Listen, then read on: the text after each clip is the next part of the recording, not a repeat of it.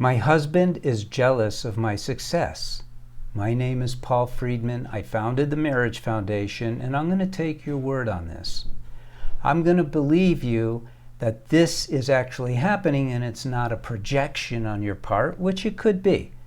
I'm going to believe that he's jealous of your success, and let's talk about what that actually means.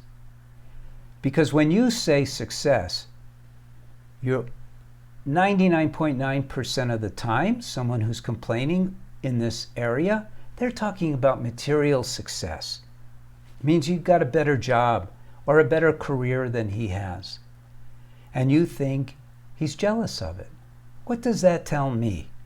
What it tells most people, and I'm just being honest with you, is that you're flaunting your success, which is telling me that you are tied to your success, your material success, more than you're tied to creating success in your marriage.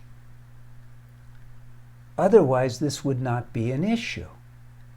But he recognizes that you hold your material success in such a high regard that it's taking away from the love that should be existing in your marriage. Now, what's happened since, and I'm not saying that some good didn't come out of the women's lib movement, some good did.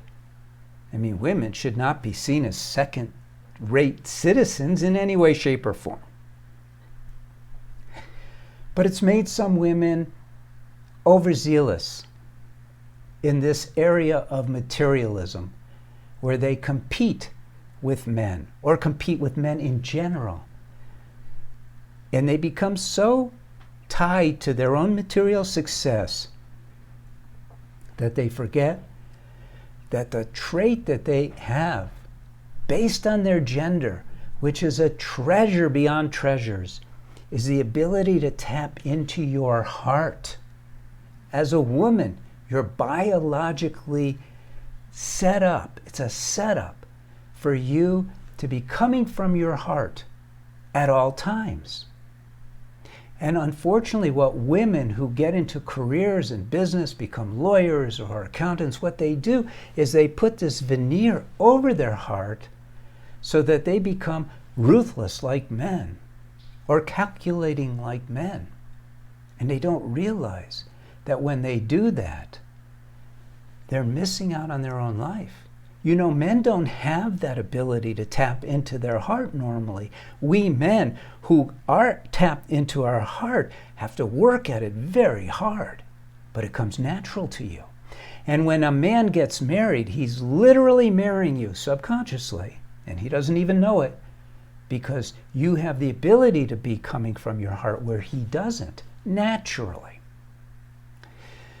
So, if you shift in your marriage, to your marriage, when you're with your husband, if you learn how to tap into your heart and be your heart, you're not going to suffer in the business world by doing so, but you can have it all.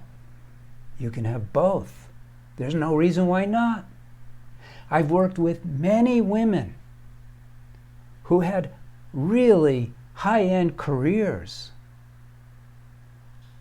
and they just forgot that they're also women and what that means.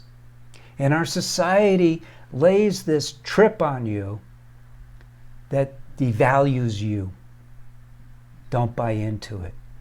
A woman is 1,000 times more powerful than a man, billion times more, because the heart, love, is not an abstract. It's a tangible reality that men aren't as tapped into as you are. So if he's expressing jealousy, it's because you are not expressing love. And I don't mean, honey, I love you, blah, blah, blah. I mean feeling that love. You've had those moments where you just feel so much love you can barely take it. But when your mind is on business, or you're involved in something, you're worrying about work or something like that, then you're disconnected from that. And you need to learn how to reconnect. Now, the best way to do that is to learn to control your mind. Now, back in the day before I had a course for women, which we have now, which is amazing for women, my clients, my female clients, would read one of my books. There's a chapter on the mind, and they would learn it, and they would learn how to control it so that their heart could come out. Yes, you have to learn about your mind so that you can express your heart, because the mind is what gets in the way. Subscribe to this channel. Learn more about marriage. Start tuning in with how I see marriage.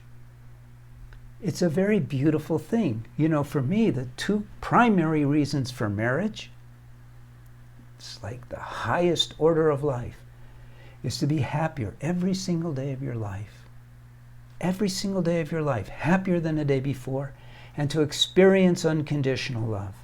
And there is no greater vehicle than marriage for a human being to achieve those two lofty goals. And there's no marriage that should lack those two lofty goals. They're the reasons you got married, they're the goals of marriage, and they should be what you work for every single day. I hope this has been helpful. Blessings to you. Blessings to your husband, and blessings to your family. And if you want to leave a comment, please do so. I don't mind responding to questions either. God bless and take care.